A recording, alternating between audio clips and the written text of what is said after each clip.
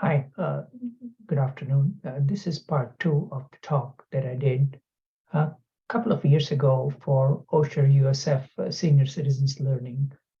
And this was a memory trip for 1967-68, the years when we were all young. And this is where we left off in part one. So to continue with this series, actually we were talking about the hippies, but now the things that hippies were known for have become part of the mainstream, starting with simple things such as food such as miso, tahini, quinoa, dates, turmeric, ginger. They've all become mainstream and are available in a regular supermarket. And even in more widely different disciplines such as physics, hippies had influence because for those of you who are familiar with the history of quantum mechanics or quantum physics as it came to be known, they may be aware that they were reaching at a difficult point in interpretation. Well, the Copenhagen interpretation was being questioned, and an Irish physicist named John Bell had introduced Bell's theorem, and the physicists who were working on the West Coast, did come up with new interpretation, but that gets us away from our main subject, so I will leave it at that. And even other practices such as yoga, meditation have become part of mainstream Americana. And not to mention vegan food, organic food, midwifery, and also liberation of how one dresses. So things have changed dramatically from what they were back 50 years ago. And then again, this was a time of protest. In the heartbeat of protest was UC Berkeley. The University of California campus at Berkeley, there was beginning a phase of this youth revolt that was to be heard around the world. It became, in its simplest form, a fight about freedom of speech. But as almost everyone knows, it was much more than that. The university sought to impose upon the students a series of regulations on political activity and the solicitation of funds that the students felt to be in violation of their constitutional rights.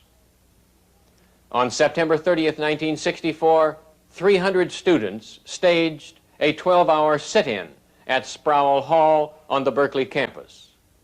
That was the beginning of the free speech movement. 8 students were suspended, including a young man who was to become the movement's leader, Mario Savio. More than a demand for free speech was involved. It has been called a powerful moral drive on the part of the students, a drive born of a determination to restore forsaken standards of human conduct to a cynical society. The free speech fight at the University of California developed simply and logically during the fall of 1964 into a revolt against the machine-like impersonality of the multiversity. It became a cry against the alienation of the individual. It became a demand for the return of the human element to education. It became a revolt against the IBM card. On November 5th, the FSM sympathizers resumed picketing of Sproul Hall, seat of the university administration. As November drew to a close, the rallies grew larger and the dispute came to focus upon the university's contention that it had the right to punish students for off-campus violations of law that, in the university's opinion, resulted from on-campus advocacy. This became known as the double jeopardy issue. Disciplinary action was taken against Savio and other SFM leaders. FSM asked that charges be dropped. The university ignored the request. This produced on December 2nd the largest of all the free speech demonstrations up to that time. 6,000 participated. singer Joan Baez was there. Into Sproul Hall they marched to begin their sit-in. The Sproul Hall sit-in was, even its critics will admit, a triumph of organization and discipline. It had its communications, its lines of supply.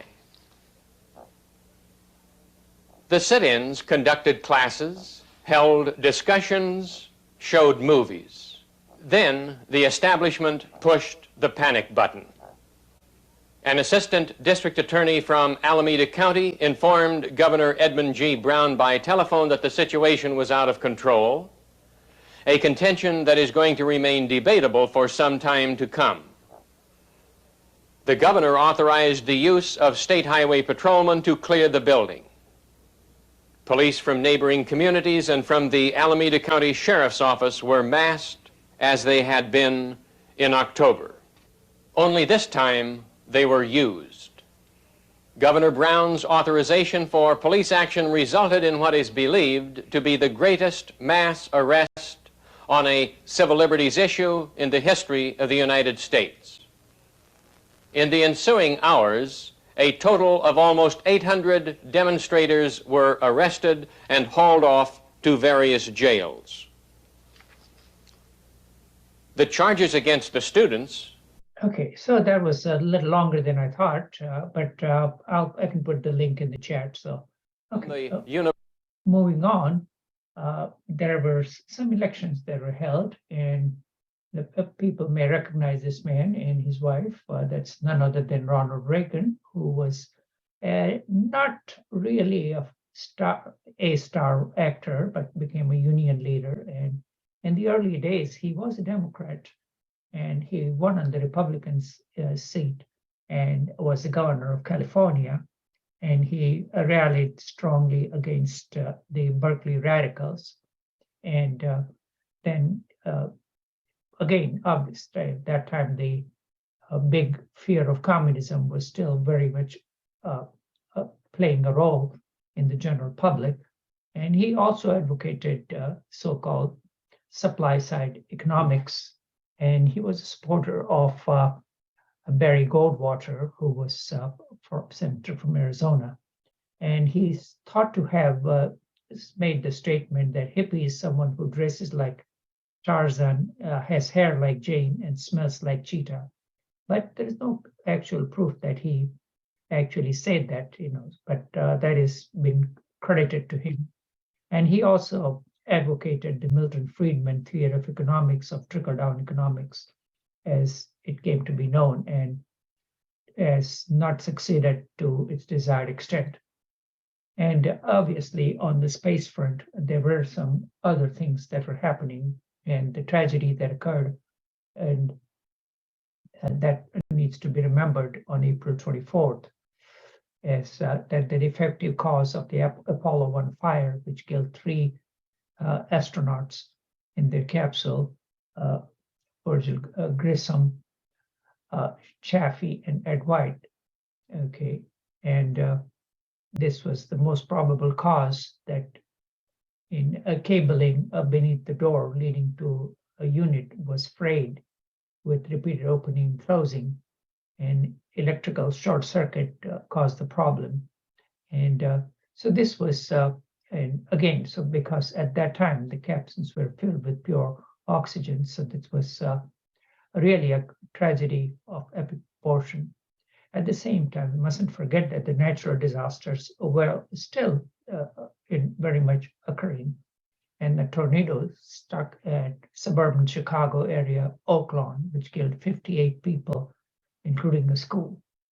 So that some of the historical events that need to be mentioned for completeness. And this is, the more details about it. And again, the statement was, these were brave men, because they knew that the risk that they were in, and we were obviously, they knew very well that what they were getting into. And again, there were also technical problems that they were working to solve. At the same time, the American involvement in Vietnam was increasing with involvement of what they call a domino theory. And here is an example of what the domino theory was all about.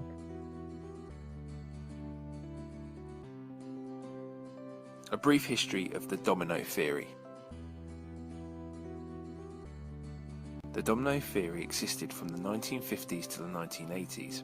It was promoted at times by the United States government and speculated that if one state in a region came under the influence of communism, then the surrounding countries would follow in a domino effect. The domino theory was used by successive United States administrations during the Cold War to justify the need for American intervention around the world. In 1945, the Soviet Union brought most of the countries of Eastern Europe and Central Europe under its influence as part of the post-World War II New Settlement. Following the Iran crisis of 1946, Harry Truman declared what became known as the Truman Doctrine in 1947, promising to contribute financial aid to Greece during their civil war and to Turkey following World War II, in the hope that this would impede the advancement of communism into Western Europe.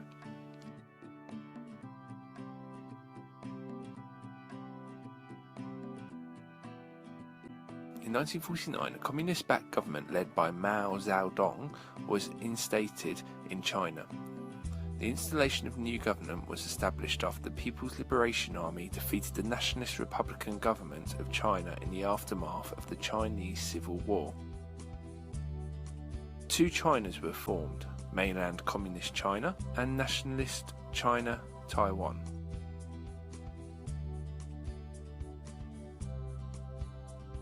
The takeover by communists of the world's most populous nation was seen in the West as a strategic loss, prompting the popular question at the time, who lost China? The United States subsequently ended diplomatic relations with China in response to the communist takeover in 1949. Korea had also partially fallen under Soviet domination at the end of World War II, and in 1950 fighting broke out between communists and republicans that soon involved troops from China and the United States and 15 allied countries. The war has not officially ended to this day, but the fighting ended in 1953 with an armistice that left Korea divided into two nations, North Korea and South Korea. In May 1954, the Viet Minh, a communist and nationalist army, defeated French troops in the Battle of Dien Bien Phu and took control of what became North Vietnam. This caused the French to fully withdraw from the region, then known as French Indochina, a process they had begun earlier. The regions were then divided into four independent countries, North Vietnam, South Vietnam, Cambodia and Laos, after a deal was brokered at the 1954 Geneva Conference to end the First Indochina War. President Eisenhower was the first to refer to countries in danger of communist takeover as dominoes, in a response to a journalist's question about Indochina on the 7th of April 1954, although he did not use the term domino theory. If communists succeed in taking over the rest of Indochina, Eisenhower argued, local groups would then have the encouragement, material support and momentum to take over Burma, Thailand, Malaya and Indonesia. All of these countries had large popular communist movements and insurgencies within their borders at the time. This would give them a geographical and economic strategic advantage, and it would make Japan, Taiwan, the Philippines, Australia and New Zealand the frontline defensive states. The loss of the regions traditionally within the vital regional trading area of countries like Japan would encourage the frontline countries to compromise politically with communism. Eisenhower's domino theory of 1954 was a specific description of the situation and conditions within Southeast Asia at the time, and he did not suggest a generalized domino theory as others did afterward. The John F. Kennedy administration intervened in Vietnam in the early 1960s to, among other reasons, keep the South Vietnamese domino from falling. When Kennedy came to power, there was concern that communist-led Viet Lao in Laos would provide the Viet Cong with bases and that eventually they could take over Laos. Domino theory has also been applied in modern day times, such as the War on Terror, to bring stability to areas which may be influenced by political parties. So as you can see, that this was the explanation for intervention in Vietnam. Okay, and moving on, this was the Lyndon Johnson extended the operation with something that was called Operation Deckhouse 6 that started in early 67 with a huge number of involvement of South Vietnamese and American population. And this was, so the war became escalated. And this was followed by other sort of cute names called Operation Cedar Falls, which lasted for 20 days. Again, this was close to Saigon, and the ground operations, which were carried out at length, involving as many as 30,000 people.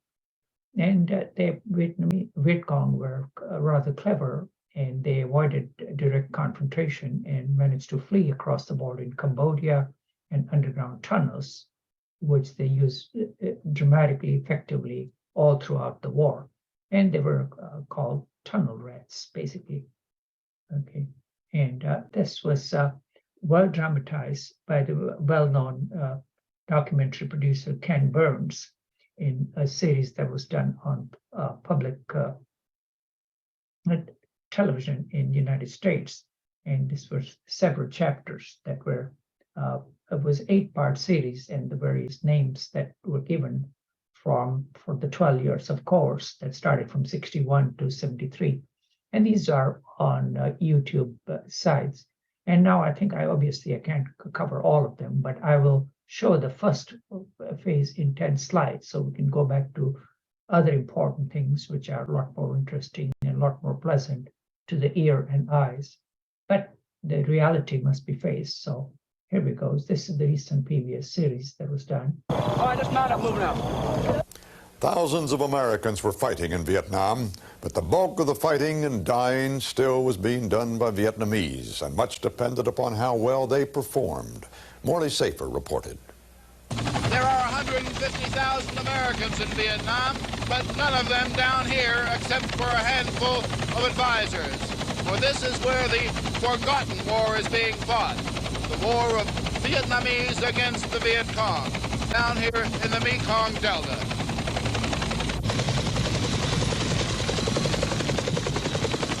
It was down here in the Delta that helicopter warfare was first tested. This is where Eagle flights began and where day after day they continue. Flights like this one, a battalion of Vietnamese troopers and 3 or 4 American advisors. At this time of year, the Delta is a horror of mud and slime, of waist-high water and leeches. And the greatest hazard of all, nowhere to take cover from enemy fire.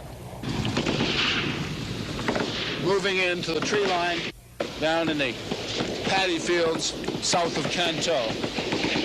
It's a suspected Viet Cong battalion beyond the tree line there. There's a reconnaissance platoon preceding us in, trying to find the enemy. Some airstrikes are still being called in. So you can see they battled, get the taste. And obviously the announcer was none other than famous Walter Cronkite, the most trusted news commentator on CBS. And this was the series, the part 1 called Deja Vu. After a century of French occupation, Vietnam was divided and the war continued and intensified gradually after the Geneva Convention. And America supported the general Diem, who was not the most able administrator, to put it mildly. Second part is titled Running Tiger. The communist insurgency gained strength. JFK wrestled with further US involvement, and he inspired Americans to serve their country, and obviously continued to support autocratic Diem regime and growing communist insurgency. And in spite of, he was a Catholic, by the way, so there were a lot of Buddhist protests, and they were ignored by the South Vietnamese government and lost a lot of public support.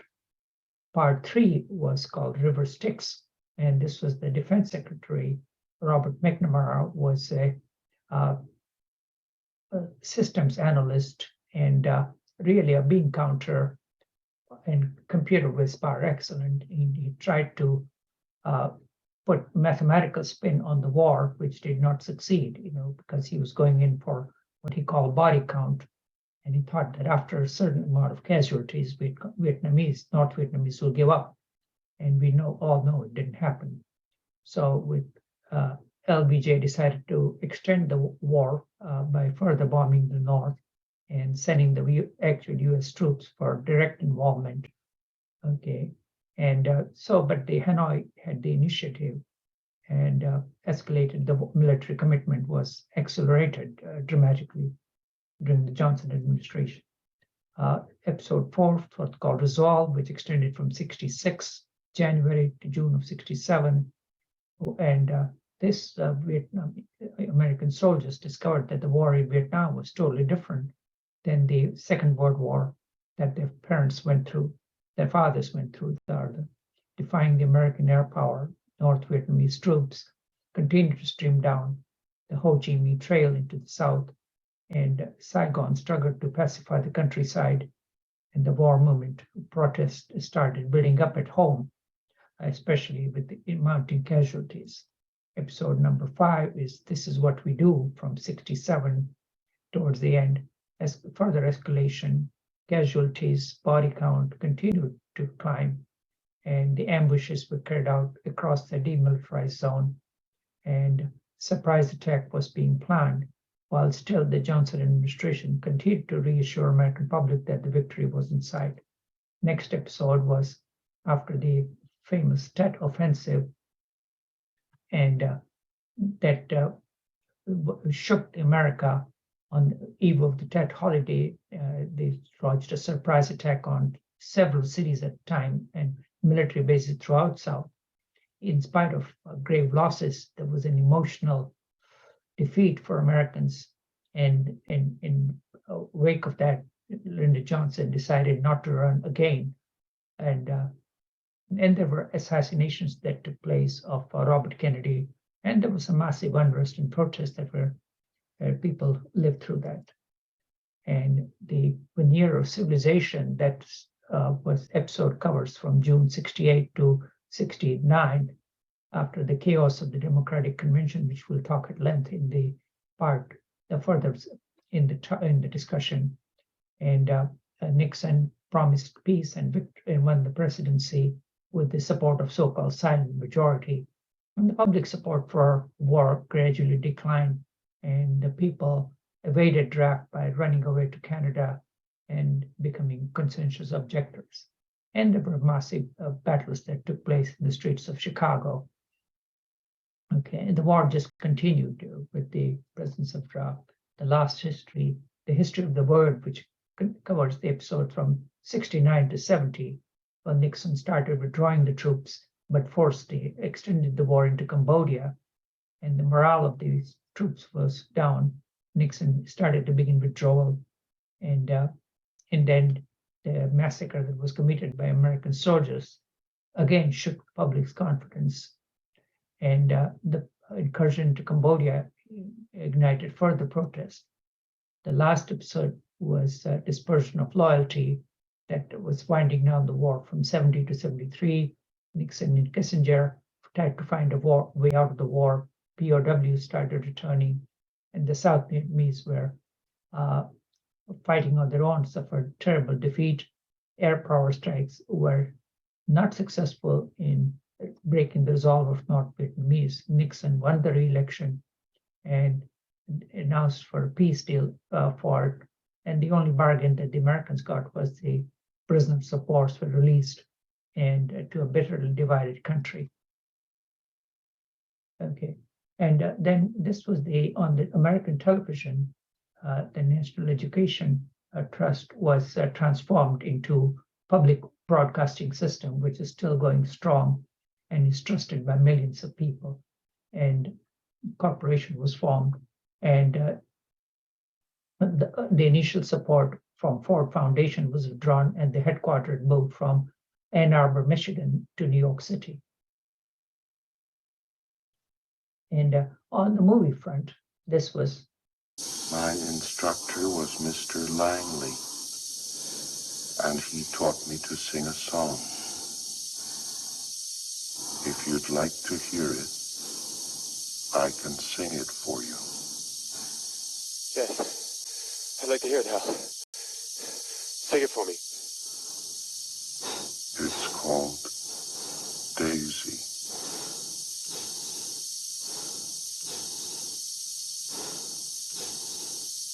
Daisy, Daisy, give me your answer too. To be or not to be? That is the question. Whether it is nobler in the mind to suffer the slings and arrows of outrageous fortune, or to take arms against them. 1, 2, 3, 4, 5, 6, 7. Daisy, Daisy, give me your answer too. I'm half crazy, all for the love of you. It won't be a stylish marriage. Nós estaremos em contato instantâneo com o mundo. 1967, January 12, HAL, which was an abbreviation for heuristically programmed algorithmic computer. This was from the famous book and the subsequent highly successful movie 2001 Space Odyssey from Arthur C. Clarke and Stanley Kubrick. And the computer became operational at Urbana, Illinois. And the book HAL's Legacy was published in 1997. The birthday of the movie was 92. HAL is a substitute for IBM.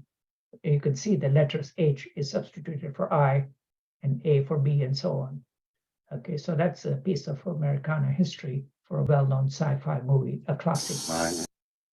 And again, the Operation Junction City, what happened on real ground. This is not from the series. This was one of the huge airborne operation, which lasted for as long as 82 days. And again, obviously, the death toll was 1 to 10. And the Viet Cong, again, did the usual trick of retreating to Cambodia.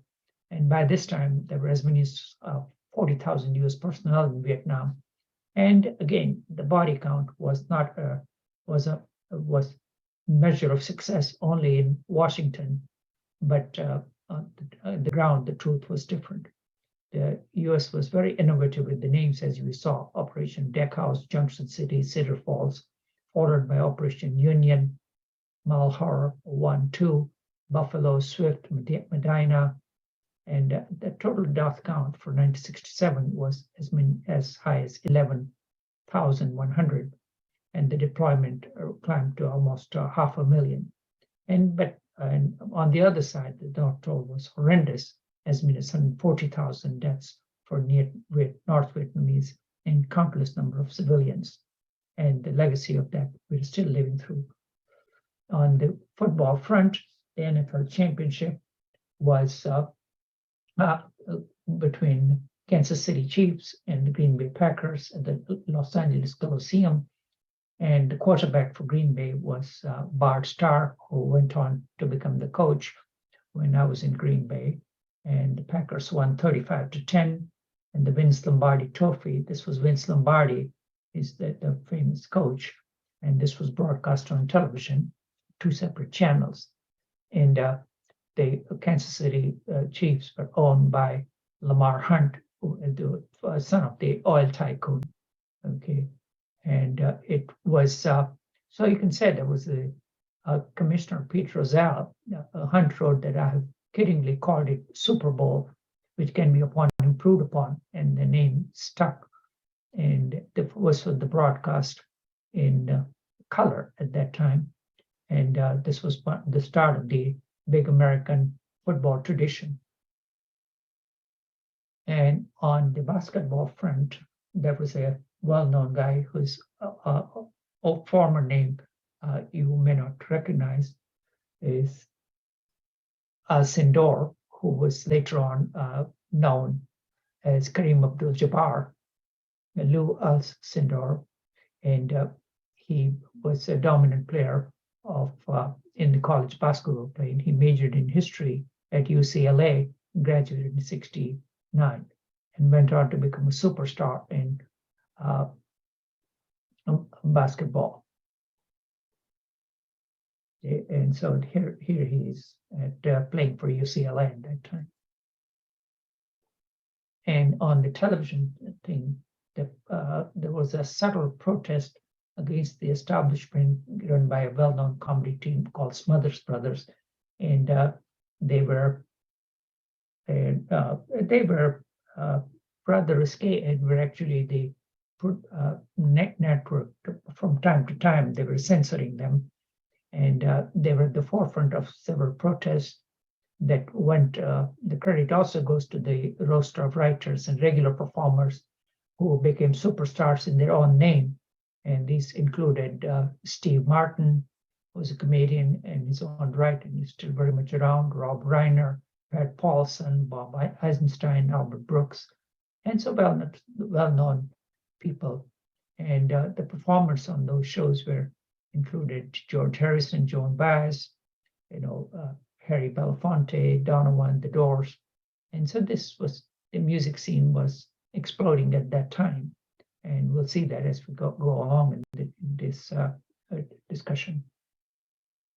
And at the same time, when the political front, 25th Amendment was passed, which established the succession of presidency, and this was ratified by majority of states in sequence. 3 states did fail to ratify it, but it became it established a code for succession of presidency in the event of if they are not able to perform their duty. Okay, and obviously Gerald Ford became president, after the resignation of Richard Nixon, and so we can say he was the only man to become president without winning an election. Okay. And because Spiro Agnew, who was obituary and died in February 18, he was the head of the Manhattan Project and the father of the atom bomb. And he was a theoretical physicist, a man who saw the completion of the Manhattan Project, and he lost his security clearance under the McCarthy era witch hunt. And his work outlined the process. He had also had done work in cosmology on his own right, but was too diverse and never won the Nobel Prize, but he managed to see the project completed. And there are several biographies of his that came out in recent past. In 2005, book well-known biography is entitled American Prometheus, The Triumph and Tragedy of Oppenheimer. And the other one is written called The Ruin of Robert Oppenheimer. So he's a giant figure who was the American scientist and atomic scientist. And these are some of his backgrounds. And this is his famous statement from the Hindu scripture, Gita, which he was also a scholar of Sanskrit. And now I have become death, the destroyer of all words. This was his reaction when he saw the first atomic blast in New Mexico. And this was the early days of atomic age. So this was the subsequent class that I did. So this was a promotion for that class. And on the other side of the local musical front, Elvis Presley had released it. As the snow flies on a cold and gray Chicago morning, a poor little baby child is born in the ghetto.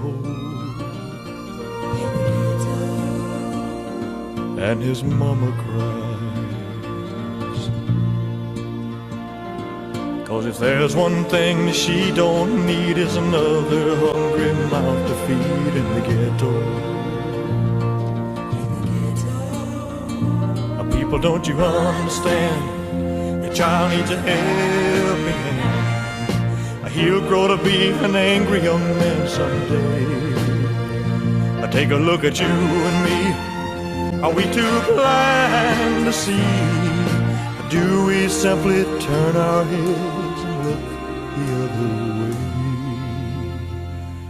Well, the world turns, and a hungry little boy with a runny nose plays in the street as the cold wind blows in the ghetto. And his hunger burns. So he starts to roam the streets at night, and he learns how to steal, and he learns how to fight in the ghetto. And then one night in desperation, the young man breaks away. He buys a gun, he steals a car, tries to run, but he don't get far, and his mama cries. As a crowd gathers round, an angry young man face down in the street with a gun in his hand in the ghetto. And as her young man dies, on a cold and gray Chicago morning, another little baby child is born in the ghetto. So it was his statement in words of the situation in the African American community and the inequality and the violence that was very much evident in the cities. At the same time, it is his 28th album, which was How Great Thou Art. That was based on a Christian hymn from a Swedish poem written by a guy named Carl Gustav Bomberg in Sweden in 1885. So this was so all sorts of musicians were involved in the social and political protest that was evident. And again, another big operation which we already talked about, which involving large number of helicopters and extending the war in Cambodia. Okay, and at the same time, there were Klan and the civil rights, all the three men which were shot during the civil rights protest in the 1964 incident in a small town, Mississippi. Okay, 19 suspects were indicted for violating the civil rights. In 1967, a federal trial was conducted in Meridian, resulted in 7 defendants being convicted with sentences ranging from 3 to 10 years, but 9 were acquitted. And so only 1 person was convicted out of all the people who were charged. And so these murders were left. They were sort of washed over, basically. And the people who were killed were Andrew Goodman, James Chaney, and Michael Schwerner. And you can see that justice in the South was still left a lot to be desired. Okay, on the same time, the newspaper, the well-known American magazines, was the father of American Century, a guy named Henry Luce, who was a magazine mogul and who published various magazines, Time, Life, Sports Illustrated, American Century. And he was a son of missionaries, had gone to school at Yale, was very influential in the Republican side, and he opposed the FDR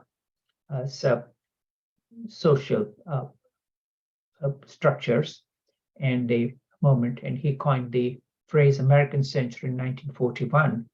And he was a rather influential private citizen, and he was hot, to put it mildly. He wanted JFK to invade Cuba. And so this was the cover of Time magazine with Henry Luce on the cover. On the music side, the record of the year was by Frank Sinatra, called Strangers in the Night, and Michelle by the Beatles was the song of the year.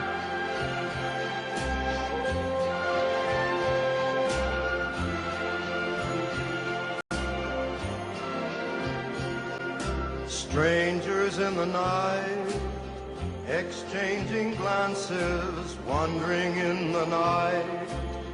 What were the chances we'd be sharing love before the night was through?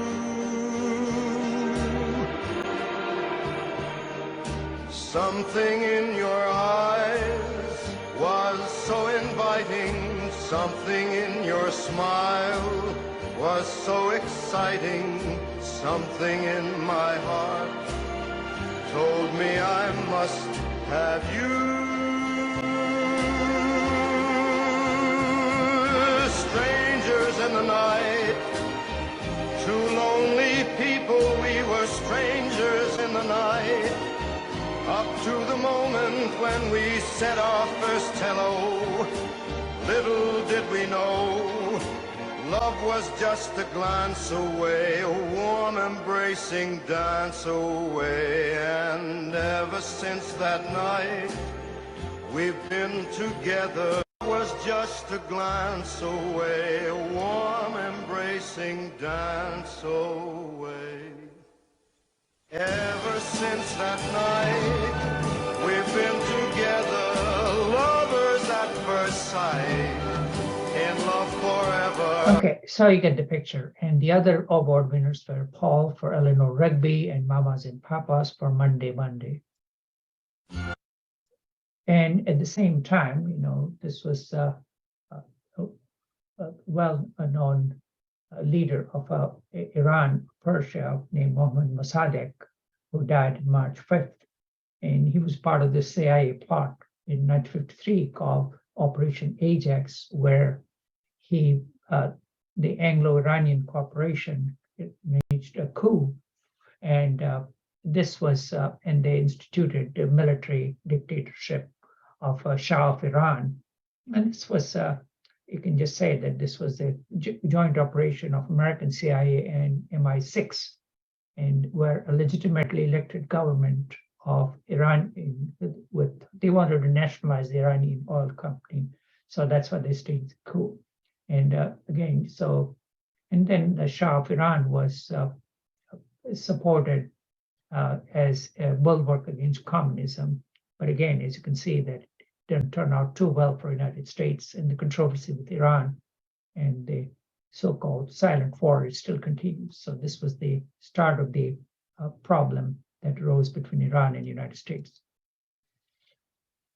And at the same time, on the other sports, which Muhammad Ali, he changed his name to from Cassius Clay, and this was the famous fight that took place, and it was given by a Nation of Islam, a leader named Elijah Muhammad, and this was Ali is well known to win in numerous boxing matches, and it's an American superstar, to put it in plain words. And on the music front on Broadway, there were several well-known plays that are still resonant, which is a movie called Cabaret, and You're a Good Man, Charlie Brown. And at the same time, there were certain other movies which are to be mentioned, called Alice B. Toklas Dies, and Pink Floyd album was released. North Vietnamese rejected the peace proposal, which was pushed forward by United States.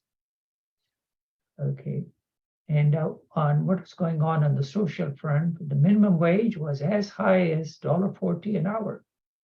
Okay, but the $100 from that time is equivalent to $716 in 2016. The Big Mac cost 45 cents. The average income was $7,300. An automobile cost $3,000, and the petroleum was 33 cents. I'm going to show you how McDonald's builds a Big Mac sandwich. It starts here with a lightly toasted bun, and then a pure beef hamburger, sizzling hot, a slice of cheddar blend cheese, and some crisp, fresh lettuce. Then, our own secret sauce. The club slice, toasted. Another hamburger, and a little more sauce just for good flavor. Crisp dill pickles, and the sesame seed crown. This is the sandwich.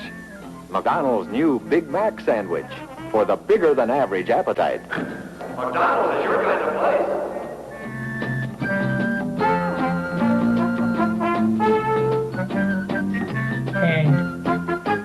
And the predecessor of the current iPhones was something called the Polaroid camera, which cost $50, so not cheap by many means, but that was the state of the art at that time. And so this was the social scene that was going on, and some of the names are still recognizable 50 years later.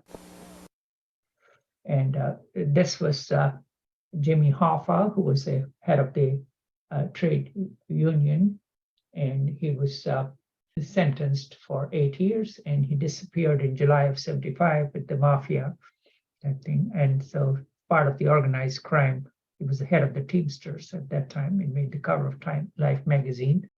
And when he disappeared in July '75, at that time I was in Detroit, so I still remember vividly. It was a big news item, and his body still hasn't been found.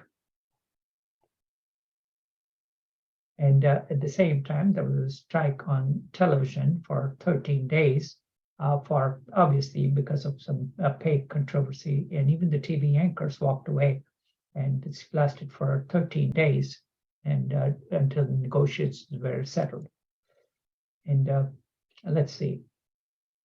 And this was the Arab-Israeli war, and this was the starting point was the Balfour Declaration from October of 1917 in 67 words, when Britain, who was given the mandate of Palestine, was obviously gave away a promise of Jewish land, with only a slight problem that they forgot to ask the people who are already there for 2,000 years as to what their opinions were. And so this was the Balfour Declaration that has caused the controversy in the Middle East, and that's still simmering. And this was under the League of Nations mandate that was there. And so both claims had validity, and the Security Council was our General Assembly that had no authority to partition the land against the wish of majority of inhabitants. But in the aftermath of the Holocaust, they created the nation of Israel, and it may come as a surprise to many of you that most of the time United States and Britain voted on the same party line. But this was one of the few times when Britain abstained when Israel was created and when the vote was taken in the General Assembly. And this was the summary of the Arab-Israeli War of '67. And the Syrian attacks came from Golan Heights, and the aerial war just lasted only for 6 days, basically. And this was the manpower that the Arabs had more equipment, but obviously they were outclassed and outgunned by the Israelis. And the war had continued to simmer you can date almost from 48 onwards to 67. And the Jewish migration was taking place from Europe, and the squabbles were continued because the Arabs were fractured and not well united. They were not well trained. There were a lot of internal squabbles, and the Israelis had brilliant leadership of the one-eyed general Moshe Dayan. And then later on, the United States wanted to avoid confrontation with the Soviets. And obviously, the American sympathies were towards Israel based on in the aftermath of the Holocaust and the movie Exodus, that was a well-known book by Leon Uris. And the fight was between the American military know-how and the Russian military know-how, and we know how it ended. And this was the famous plane that came into in Boeing 737 in April of '67, where it had anywhere from 85 to 200 seats, one of the best-selling planes, which were as many as 10,000 were delivered, starting with almost all the major airlines. And Lufthansa 737, and there have been recently some problems type of thing, and the Boeing and the Seattle and Washington area has it ups and downs that can be timed along with the success or the failure of Boeing Company, which is their headquarters in Seattle, Washington. And this was when during one of the downturn, this was the famous sign that will the last person living Seattle turn off the lights. But obviously they've come back with a vengeance with the Microsoft and Amazon there, as we very well know.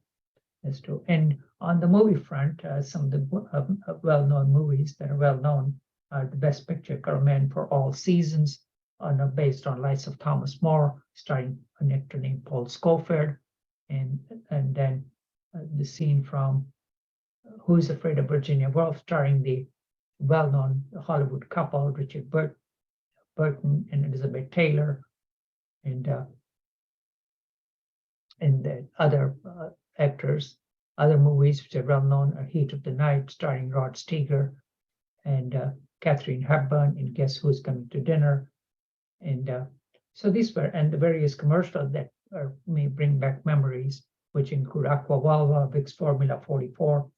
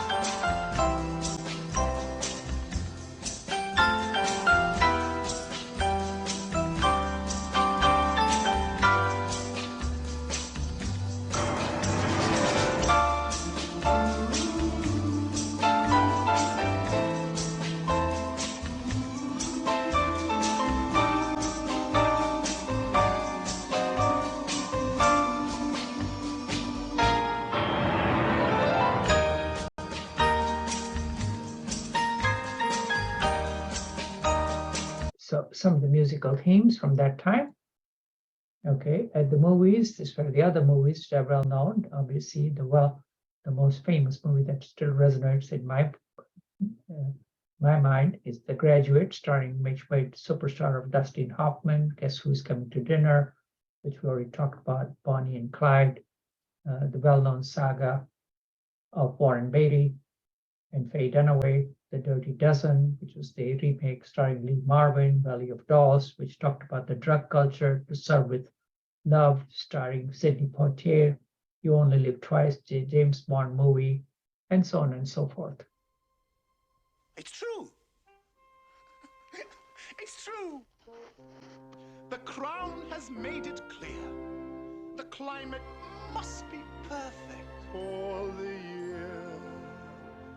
A law was made a distant moon ago here. July and August cannot be too hot. And there's a legal limit to the snow here in Camelot. The winter is forbidden till December and exits March the 2nd on the dot. By order, summer lingers through September in Camelot. Camelot. Camelot. I know it sounds a bit bizarre, but in Camelot, Camelot, that's how conditions are. The rain may never fall till after sundown. By 8 the Okay, so that was the lead song from the movie Camelot. Okay, and I think just for sake of time, we'll continue. Okay, and this was an interesting episode that first woman to run the Boston Marathon, a woman named Catherine Switzer. She registered, because women were not allowed to register, so she registered under her initials, KV Switzer. And so this is how she was being numbered entry. Officials actually attempted to stop her and grabbed her official bib, and he was shoved aside by her boyfriend, Mr. Miller, who was running with her. So she was able to complete the race. And it took for 5 more years before women were actually allowed to participate. So It's shocking to us at the present time, but there it is, history. Okay.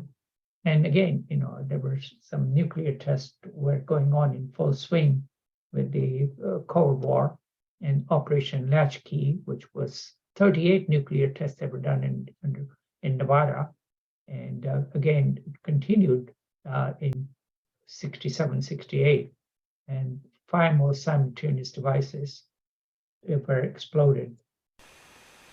On December 10th of 1967, the United States government exploded an atomic device 1.5 miles underground, just 22 miles southwest of Dulce, New Mexico, right next to the Jicarilla Apache Reservation, under the name of Project Gas Buggy. It was conducted by the Atomic Energy Commission, which later became the Department of Energy. It was part of the post-war projects known as Operation Plowshare, which was an atomic energy for peaceful usage program. This particular project, known as Project Gas Buggy, was conducted near Dulce, New Mexico on December 10th of 1967, and was conducted ostensibly to ease the flow of natural gas entrapped in the hard rocks under that entire region. Now, this is the only actual footage of the explosion, as far as I know, that is publicly available. This is from the National Archives, courtesy of Nuclear Vault, vintage military films. Now, the big question still seems to remain. Are there still any side effects to this experiment? Was there any leakage of radiation thereafter in that area? The answer seems to be in the affirmative. A gradual leakage of radiation through the nearby areas seemed to have started in the early 1970s. Did it affect some animals in that area, such as cattle? Did it also affect some humans in that region? Now, there are some researchers who claim that the government began to monitor the radiation levels of So this was before 3 Mile Island and Chernobyl, of course. certain animals on December 10th of 19.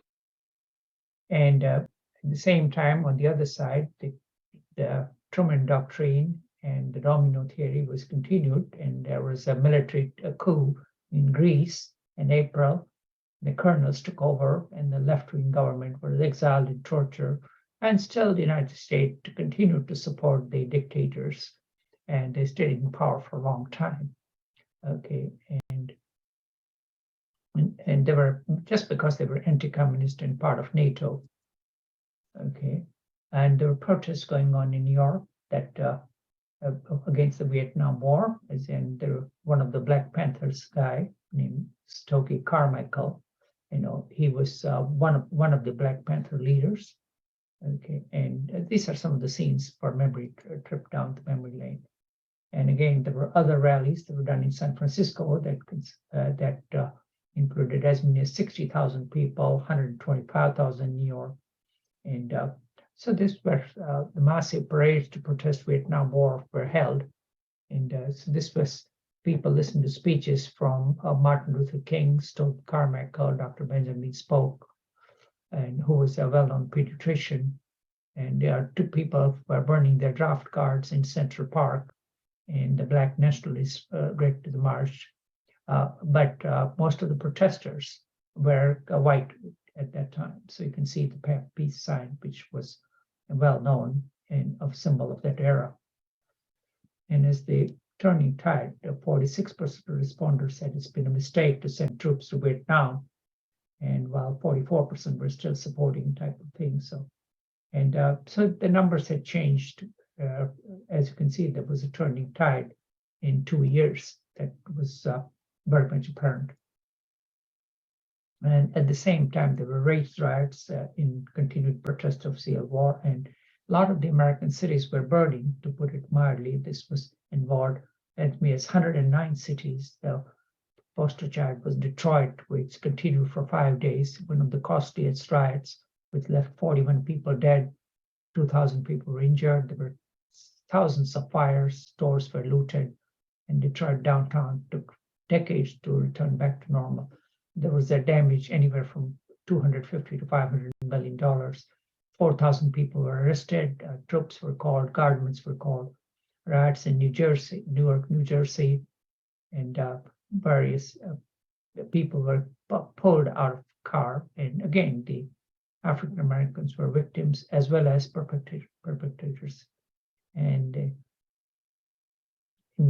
so this was, America was burning, to put it mildly. So this was, Newark power structure was controlled by whites at that time. So again, you can see that the problems were widespread.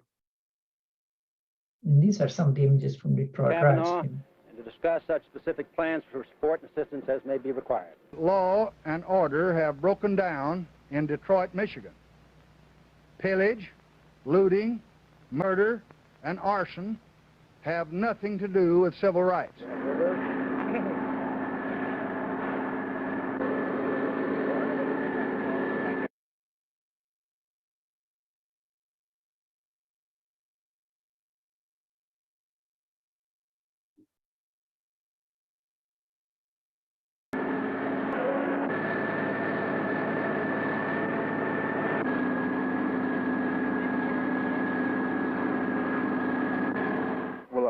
After I was shot, I just fell to, right to the pavement because I didn't know how many shots was coming off after that. Were you bewildered or angry or what?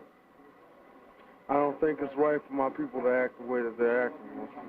This is all that I can say about the thing, because we're fighting one war now in Vietnam and we're losing, as it is. So, I mean, why should we come back here and fight a war among them, among ourselves?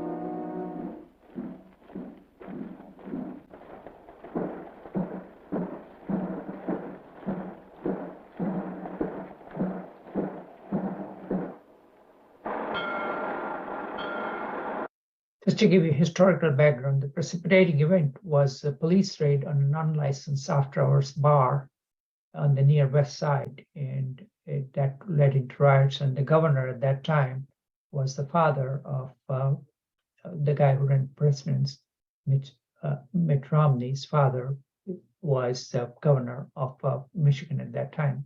Lyndon Johnson sent in both 82nd and 101 Airborne Division to put down the protests and the riots. Kavanaugh. And beyond Vietnam was a lecture, was speech by Martin Luther King.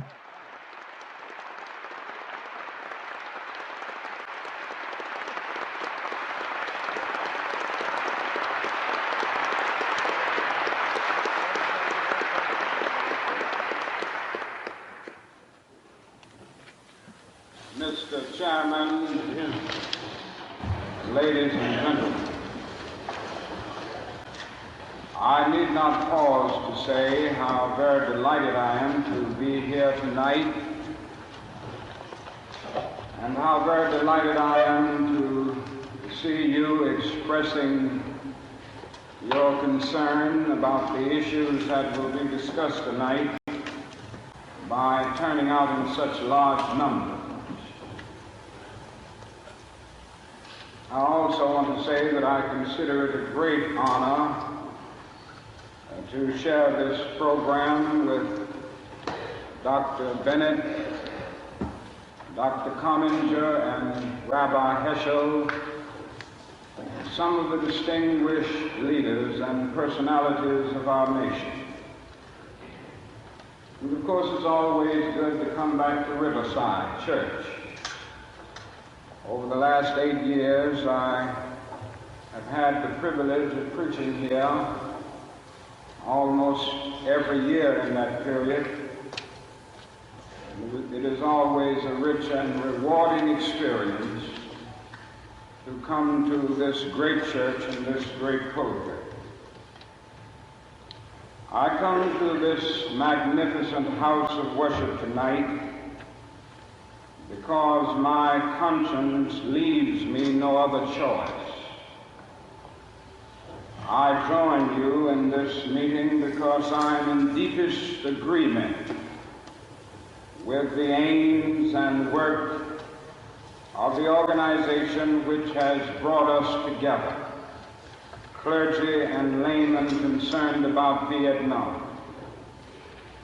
The recent statements of your executive committee are the sentiments of my own heart, and I found myself in full accord when I read its opening lines.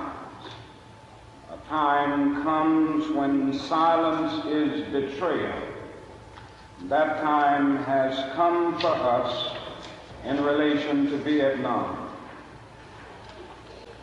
The truth of these words is beyond doubt, but the mission to which they call us is a most difficult one.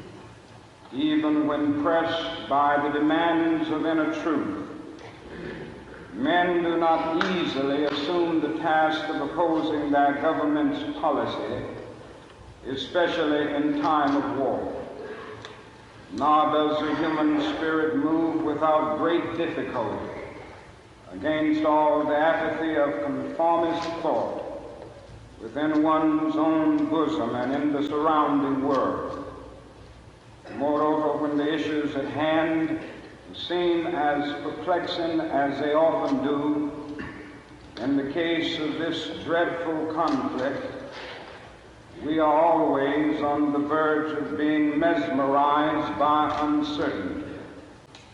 But we must move on. Some of us who have already begun to break the silence of the night have found that the calling to speak is often a vocation of agony. But we must speak. We must speak with all the humility that is appropriate to our limited vision. But we must speak. And we must rejoice as well, for surely this is the first time in our nation's history that a significant number of its religious leaders have chosen to move beyond the prophesying of smooth patriotism to the high grounds of a firm dissent based upon the mandates of conscience and the reading of history. Perhaps a new spirit is rising among us. If it is, let us trace its movements and pray that our own inner being may be sensitive to its guidance. For we are deep. Okay, so it's a long speech, and I think you can find it on YouTube if you're interested. But this was not well received by the establishment. This ignited an uproar. An editorial in the New York Times lambasted it as, say, Dr. King's error in fusing two problems that are distant and separate. And by the time he had made the speech, as people had written, and that he had fallen already of the most admired Americans, as tallied by the Gallup poll every year. It was the most controversial speech that he had made and over which he had labored over the most. 168 major newspapers denounced him, and President Lyndon Johnson disinvited him to the White House and basically ruined their mutual relationship. Okay, and on the other side, across the border, Montreal Expo organized and conducted, which lasted for several months, as you can see, involving only 62 nations. And the visit was reasonable, 500,000, and was witnessed by the who's who of Western world, Queen Elizabeth II and Princess Grace, Jacqueline Kennedy, and Ethiopia's Emperor Haile Selassie, Charles de Gaulle, and various musicians and Jefferson Airplane. They all performed there. So all in all, it was a successful thing, and the site is still visible if you travel to Montreal. Okay. And at the same time, Muhammad Ali had refused to be indicted for the army title, so he was stripped of his title and he was convicted and sentenced to 5 years and $10,000 fine. So here you can see he's being led to jail in April of '67, and the headline from the newspaper in Texas.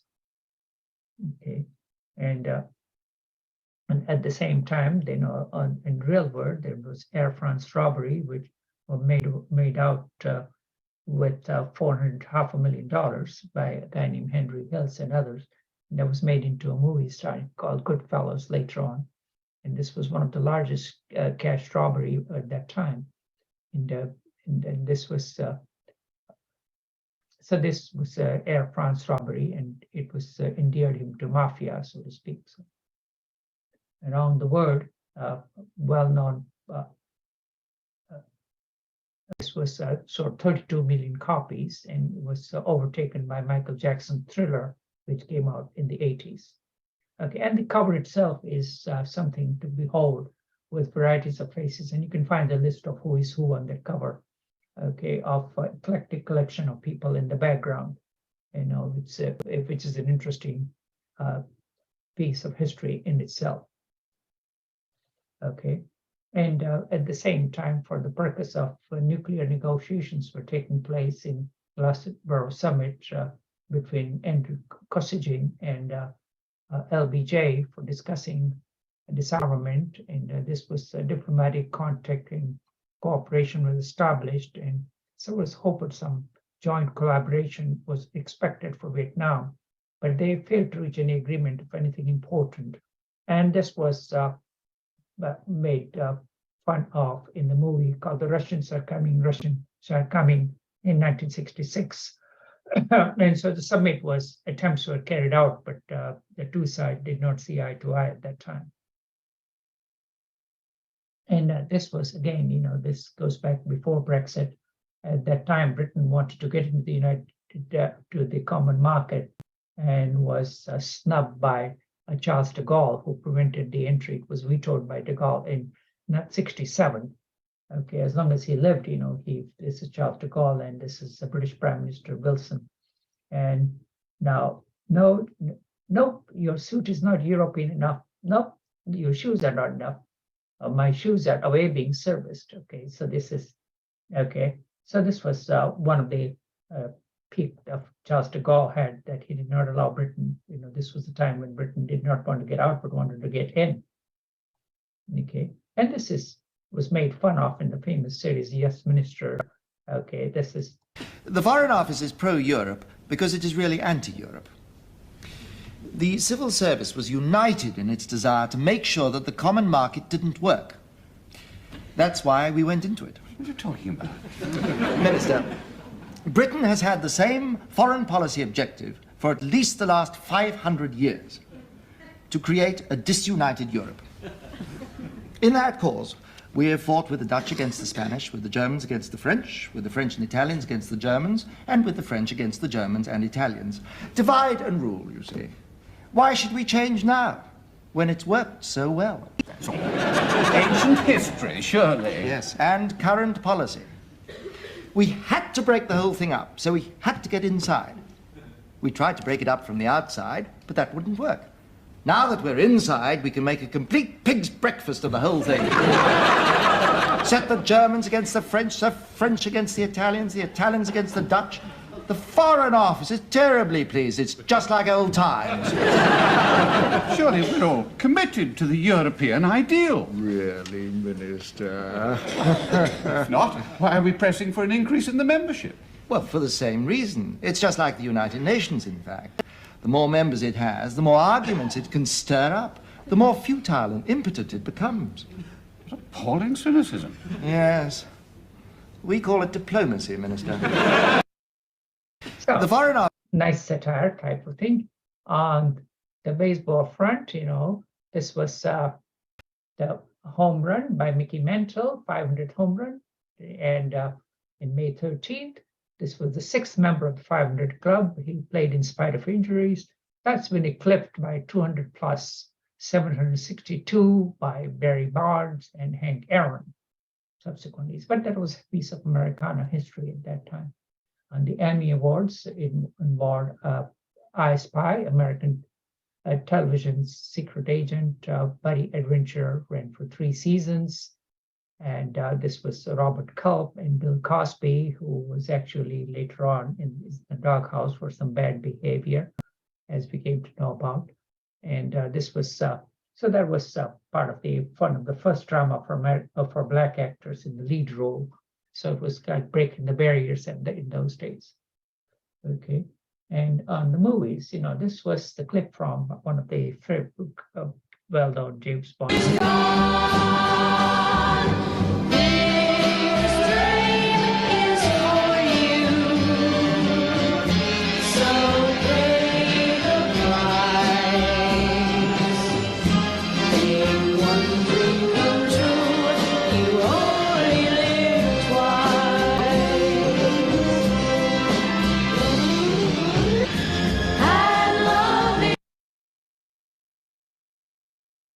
Sorry,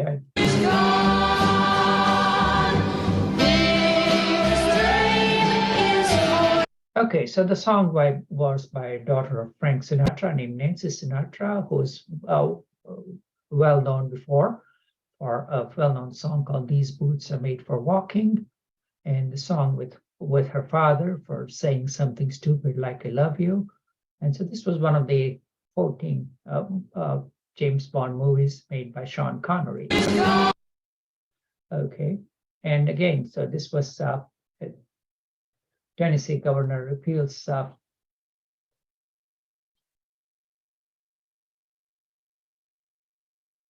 the Scopes trial that was at that time that took place, by the way.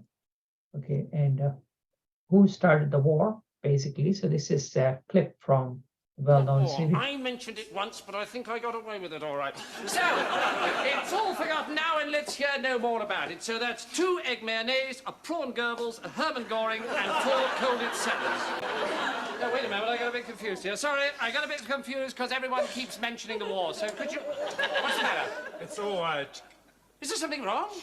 Will you stop talking about the war? Me? You started it? We did not start it. Yes, you did. You invaded Poland. Yeah, it's a shame, right? You'll like this one. There's this woman, she's completely stupid. She'd never remember anything. And her husband's in a bomber out from Berlin. Oh, sorry, yeah. She'll love this one. She'll laugh at... Leave her alone. No, this is a scream. I mean, I've never seen anyone not laugh at this. Go away! Look, she'll love it. She's German. No, Mr. Fulton. What? Do Jimmy Cagney instead. What? Jimmy Cagney. Jimmy Cagney? No. So this was one of the clips from a British comedy series called Fawlty Towers about who started the war and as to whether this war was started by the Egyptians, the Israelis, the North Vietnamese, the Americans, the French. Okay, so no, but I think their all answers are wrong. The wars are generally started by men. So that's my political take at that time, which is appropriate and it stands true for the present. Okay, and now this was again some of the clips from the Arab-Israeli war, okay, which was first, so this is the Sinai Peninsula that was captured, the Egyptian leader Abdul Gamal Nasser, and the well-recognized face of Moshe Dayan, the Israeli foreign minister, the Israeli defense minister, and this is the Straits of Tiran, which is where the Nasser was humiliated in 1956 and defeated by Israelis. So Moscow was circulating false report that the Israelis were massing on the Syrian border. Okay, and Nasser feared that the Israeli troops would gather over the Egyptian border and he compelled to uphold the defense pact that he'd signed with Syria. And so this was, again, so he began to close the straits of Tehran. Okay, and this was again, so that that again started the war, and again, obviously, the losers who were the Arabs in that war. And 6-Day War in 60 seconds, clipped by the BBC.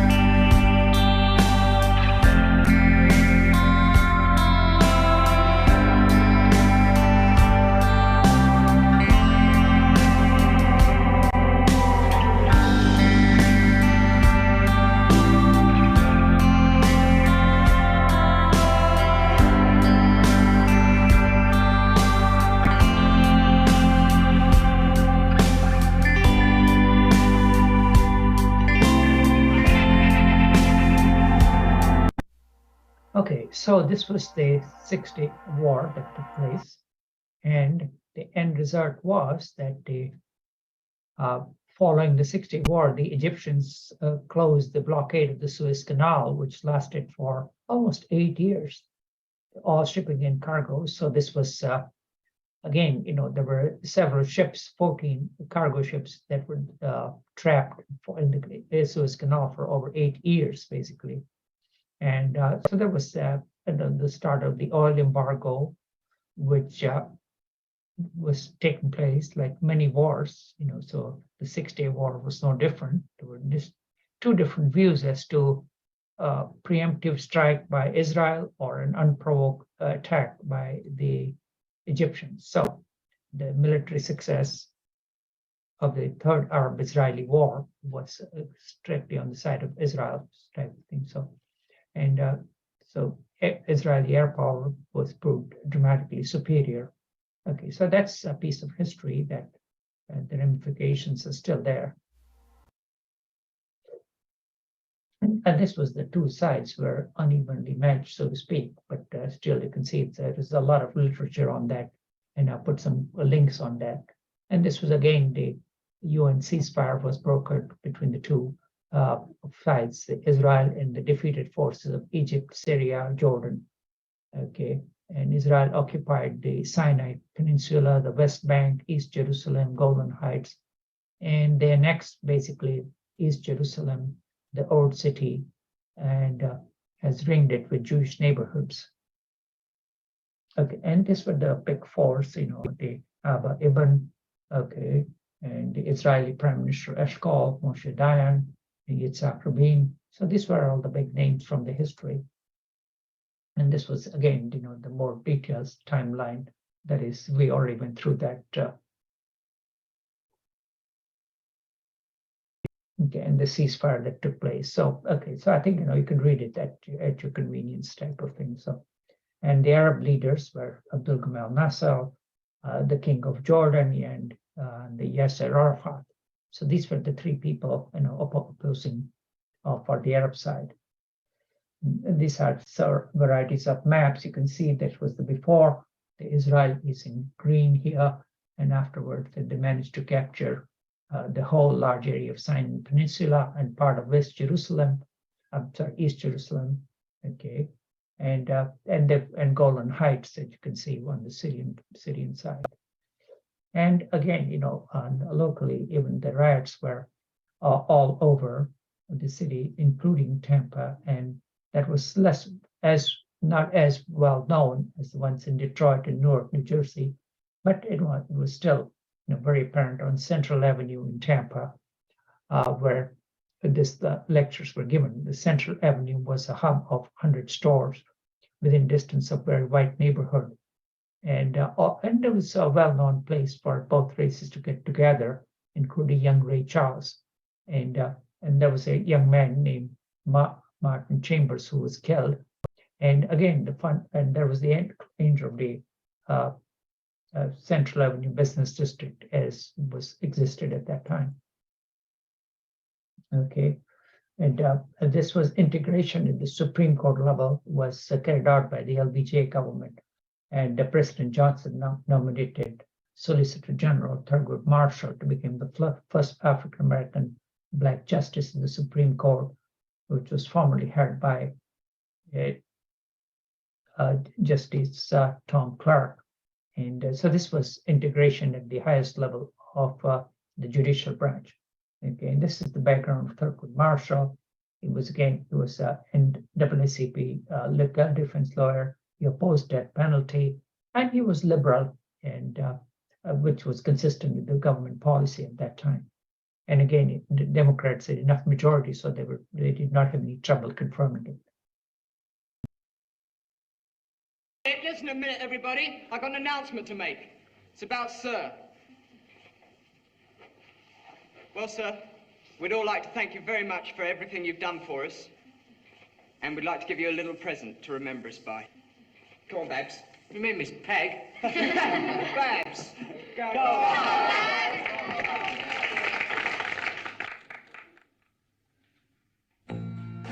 The time has come for closing books, and long last looks must end.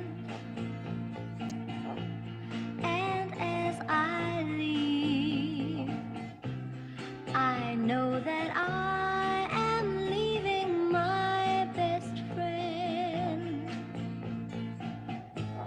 a friend who taught me right from wrong and weak from strong. Well, that's a lot to learn. What can I give you in return? If you wanted the moon, I would try to make a start, but I would rather you let me give my heart to Sir with love.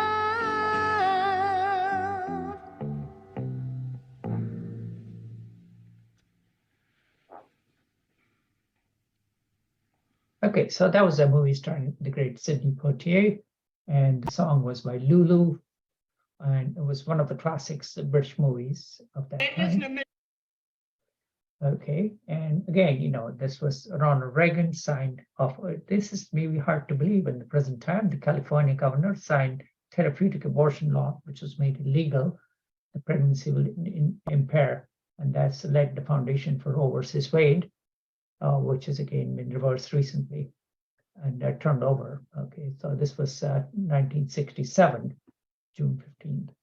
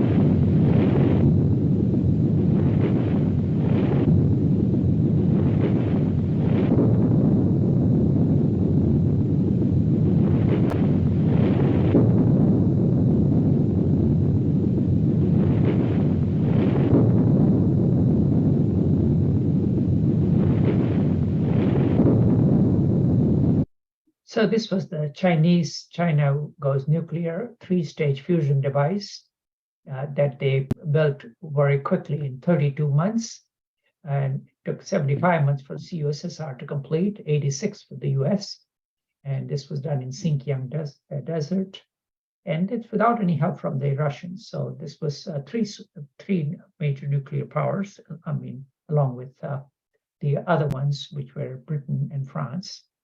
You know, so the two sides which were communist, two communist superpowers to rise, including Soviet Union and United States, who were post Second War. And this was on the religious front, Pope Paul VI still confirmed the clerical celibacy. And again, that has continued, the policy has continued, type of thing. It has been guarded, and value was undiminished in our time. And so this was, so the total devotion was reconfirmed by the Pope. And this was on a technology front. The first ATM machine came into existence in United Kingdom by Barclays Bank. It required a voucher and a code, and free from banker's hours. So this was the start of the revolution in banking, that no longer banking people were held prisoner to the so-called banker's hours. Okay, and the Freedom of Information Act was passed at that time. In July 1967, government required to prove that it was classified, basically. And so right to know. Okay, so this is a cartoon, making fun of the revolution, okay. And this was, again, the wars in Africa, and legacy of colonialism was continued in Biafra and Nigeria. The part that was Christian versus Muslim, the two tribes were continued to fight, and millions of people died, along with huge starvation, the North versus South. And a lot of the cause was the over resources. The North, was Islamic and feudal society versus more educated South, and this was the former British colony. And again, so this huge genocide was by the North was neglected by the world. The only help that was received by the French. And at that time, the starvation was so rapid that word learns a new lexicography terminology that was introduced. The children were starving and malnourished with protein, and the word that was introduced from the Gobu language called kwashiorkor. There was the protein calorie malnutrition in Biafra war. That was one of the human tragedies of that time. Okay. And again, the countries via satellite. And so this was a trip down the memory lane from the Fab 4. Okay, and just to reaffirm that in extent of the riots, Newark, New Jersey, Durham, North Carolina, Memphis, Tennessee, and Detroit, of course. So this was, this was the time sequence that was burning of America at that time, and some of the headlines of that time. And in Canada, de Gaulle was up to his usual mischief, that at the same time, he pulled up his opinion on the Quebec separation movement by announcing Vive la Quebec Libres. This was a reenactment of, this was sort of a breach of protocol in interfering with Canada's internal affairs. So he commented that with cheering crowds, reminded him of the triumphant return to Paris after the liberation from Nazi Germany, and Viva Montreal, Viva la Quebec. Okay. And then he added, Viva la Canada Français, Viva la France. Okay, so this was absolutely unexpected from a visiting leader of a foreign country. And at the same time, there were some tragedies that took place on the aircraft carrier Forrestal, who got hit by a rocket in the Gulf of Tonkin. I'm sorry, let me go forward. I clicked the wrong way. And 134 people died. And John McCain was, who later on went to be lost to Obama. He was a survivor in that attack. At the movies, this In the Heat of the Night was a 1967 American mystery drama, and this was based on a novel of the same name, and about an African-American police detective from Philadelphia who becomes involved in a murder investigation in Deep South and won 5 Academy Awards, including the one for Best Picture and Rod Steiger for Best Actor. Okay, let's play a clip of that movie if we can. Fatal blow was struck from an angle of 17 degrees from the right, which makes it almost certain the person who did it is right-handed. So what? Old Harv's left-handed, Chief. Everybody in town knows that. Yeah, that's what we figured out, Chief. Harvey's a lefty, uh-huh. Well, you're pretty sure of yourself, ain't you, Virgil? Virgil, that's a funny name for a nigger boy that comes from Philadelphia. What do they call you up there? They call me Mr. Tibbs. Mr. Tibbs! Well, Mr. Wood, take Mr. Tibbs, take him down to the depot, and I mean boy like now.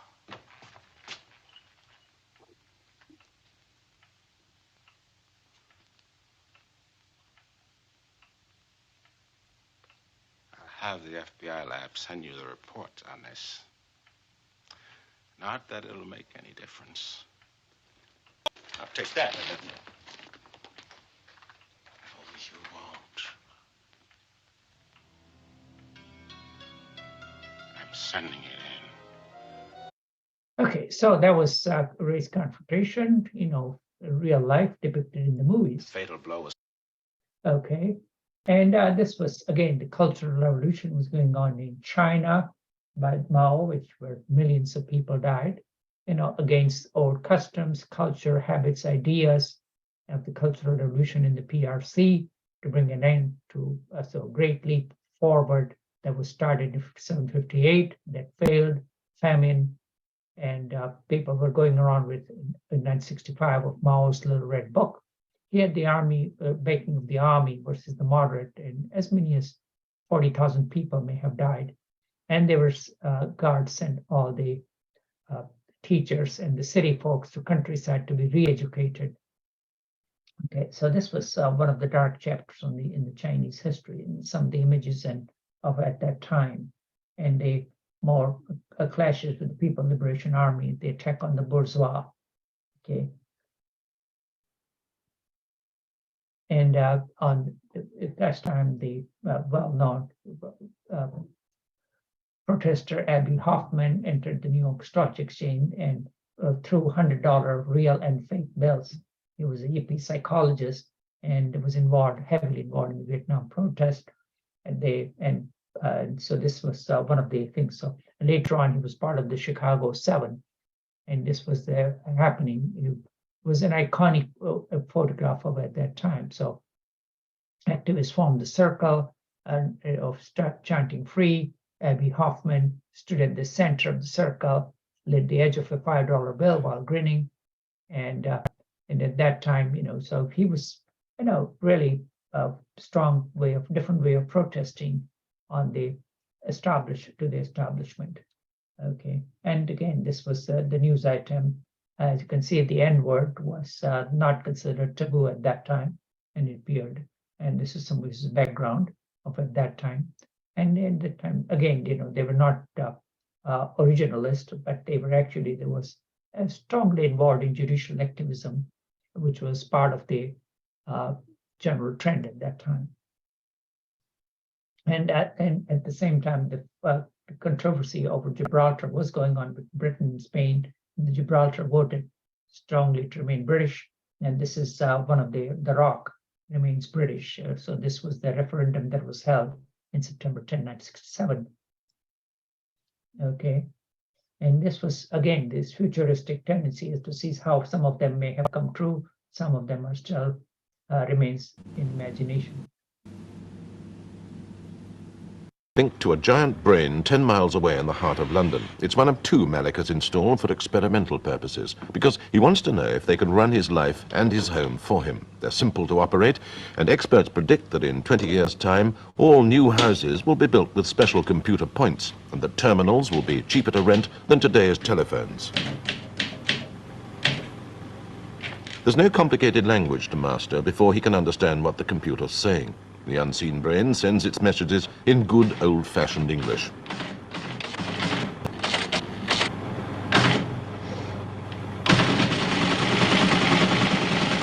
Every day the computer sends Rex Malik a daily reminder of where he should be, for he's stored his day-to-day diary with the brain.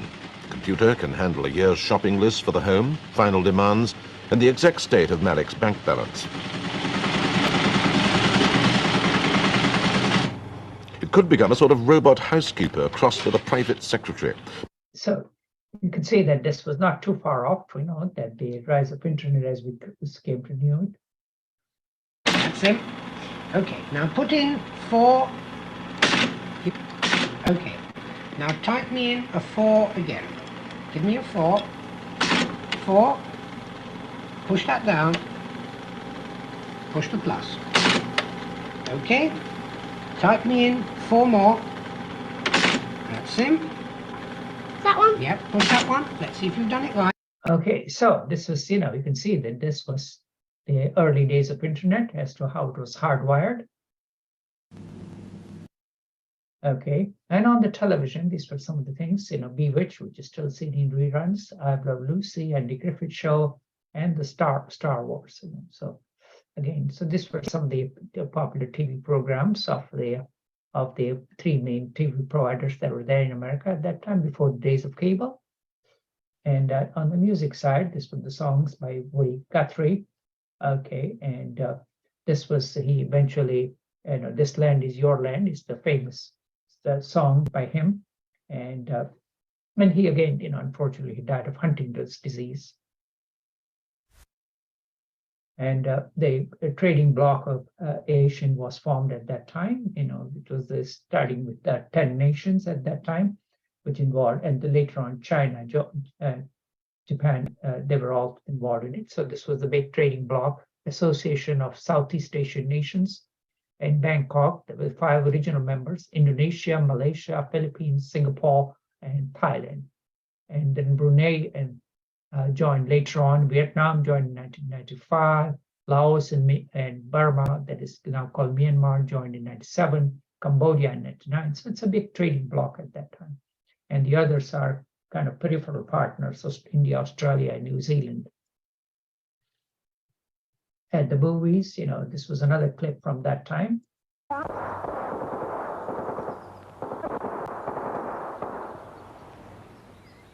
The car stopped, riddled with bullets. This film, taken just a few minutes after the shooting, is not a reconstruction. Here is Clyde Barrow and Bonnie Parker, who died as they lived, by the gun. Bonnie is seen leaning against Clyde. Clyde was a master gunman.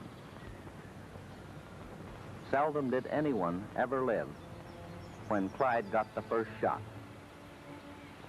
There were a pistol and a shotgun ready on the floor of their car. But the ambush had taken the couple by surprise. Within hours, sightseers were traveling to the ambush site. A procession of more than 50 cars escorted the shattered Ford to the police pound. Here, it was put on show. Okay, so this was a landmark film, which was regarded as one of the first films of the new Hollywood, broke the many taboos of at that time. It was very popular. It was shocking to see so many gunfires, you know, when I saw it, you know, in India type thing. So this was, you know, a real depiction of the violence as it occurred, starring Warren Beatty and Faye Dunaway. Okay, and this was, you know, a BBC broadcast from September. Let's see what it has to say. And that brings us to 2 o'clock and our news summary. President Johnson is to make a major speech on Vietnam in about half an hour's time. He's expected to say whether he considers the bombing of the North to be effective or not, and whether it should be stopped. Here at home, 16 pit closures have been postponed at least until the end of the year to ease the unemployment situation. More industrial news. Vauxhall workers will start going back on Monday now that the unions have agreed to new talks about pay and productivity. The Home Secretary has said that the decision to release Charles Connolly on parole from Parkhurst Prison was an error of judgment. There'd been some misunderstanding between the prison authorities and the Home Office, possibly because the relevant Home Office instructions weren't clear enough. This was being put right at once. Police in Bristol have dug up about 300 cannabis plants from a garden. So this was the BBC News and from a transistor radio, which was relatively less around the world at that time. So this just gives you an idea of as to what the British view was and the strikes that were apparent. Okay, and the physician, the communist protester and leader Che Guevara died. He was a physician by training. He was a revolutionary, became a counterculture symbol, and he had joined the National Liberation Army. He was a world figure in the Cuban Revolution later on, and all over South America. He had a huge impact. And this was his deathbed by the Bolivian army. And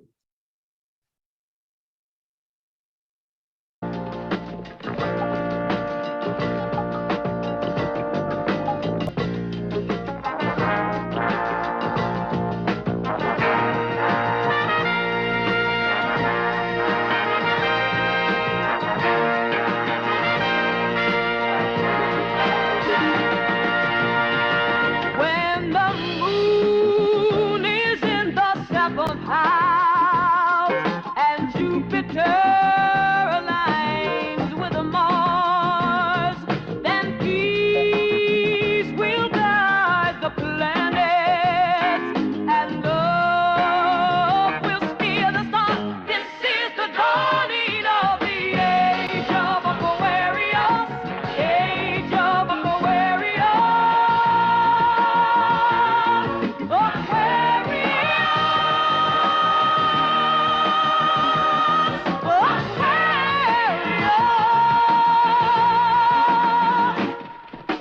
Harmony and understanding, sympathy and trust abounding. No more falsehoods or derisions, golden and living dreams of visions, mystic crystal revelation, and the mind's true liberation.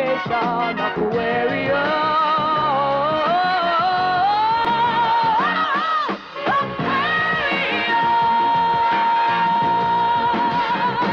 When moon is in the seventh house and Jupiter aligns with Mars, then peace will guide the planets and love will steer the stars. This is the dawn. okay, so this was the premiere of the Broadway premiere of the musical Hair, long-haired hippies of the age of Aquarius, living in a bohemian lifestyle in New York City, fighting against conscription, the Vietnam War. Okay, and so this was resisting draft and he becomes a pacifist, with the company of these people. So that was, it's a long life. Okay, and on the space front, the Mariner 5 was launched June 14th, fly by Venus. Okay, and again the march in Pentagon, 100,000, which was witnessed by Dr. Benjamin Foucault, and all over the world. There were protests and were going on. East Coast hippies became more media savvy, and students for democratic activity. The protests where you can see the young girl giving flower to the soldiers, and the protest signs. So that was still became a part of the some of the images from that time, as a reminder. Okay, and I think we are coming up to, let's play this, at one, and then we'll stop and continue next time.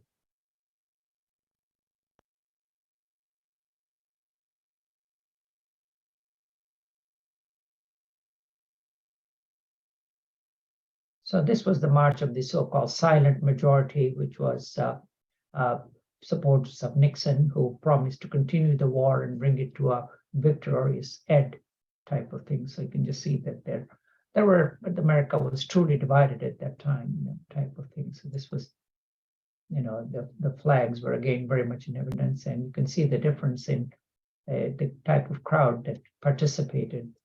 And this was marked, pro-war rally that took place in New York City. Okay, so I think we're coming up to 2 hours, so we'll pause the recording, and there's a few more facts that were left at that time, so we'll continue next time. Okay, thank you. Hope you liked it.